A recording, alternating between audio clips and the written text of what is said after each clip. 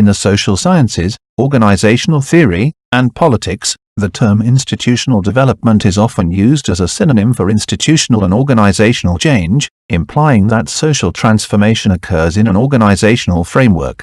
Institutional development aims at establishing and improving an institutional structural unit and its capabilities, as well as the impact and effectiveness of organizations.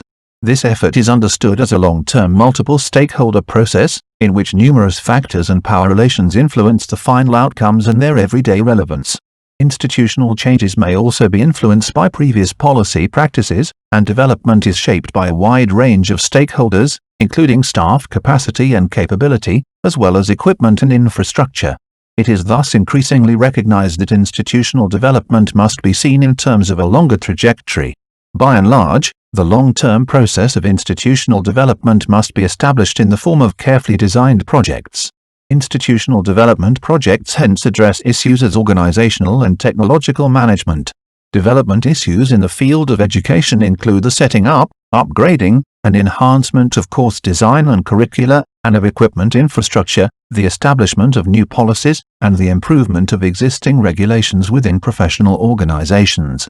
This process is often supported or even devised by consulting partners.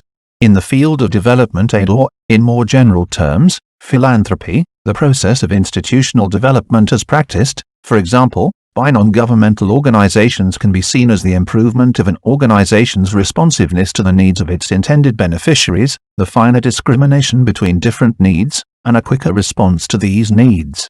The danger in both fields is that institutions meant to be intermediaries, and thereby a means to an end, are treated as ends in themselves. In the domain of education, this can easily lead to an over-decentralization of education due to different stakeholder interests, and consequently to a loss of societal control over contents or standards. In the case of institutional development in philanthropy, those whose welfare is of ultimate concern may recede into the background.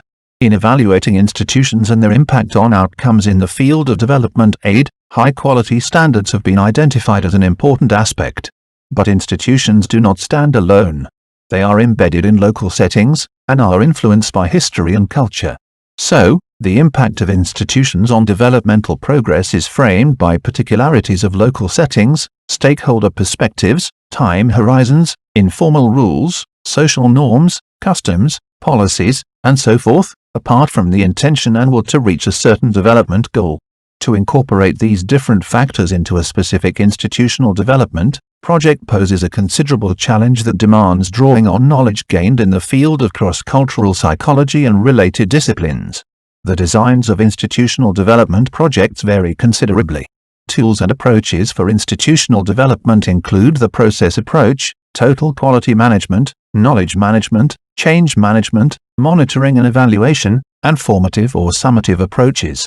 Institutional development projects often lead to the conclusion that there are no recipes for changing institutions. In some cases, projects may develop guidelines describing tools to be used in practice. A large number of such guides can be found, written, and used by those who are involved in institutional development. All of these have strengths and weaknesses, and need to be adapted in the specific context of application.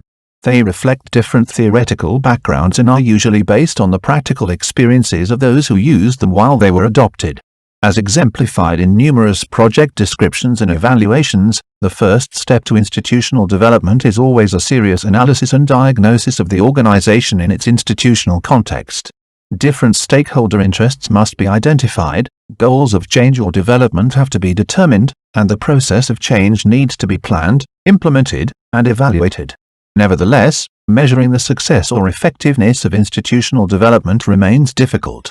Certain pitfalls that tend to occur in the process can be explained by the low standards of institutions initiating the change processes or by the conflicting interests of stakeholders. There are also cases of institutional stickiness, where actors fail to respond to changes in the environment. Identifying factors driving institutional development is still a challenging research question.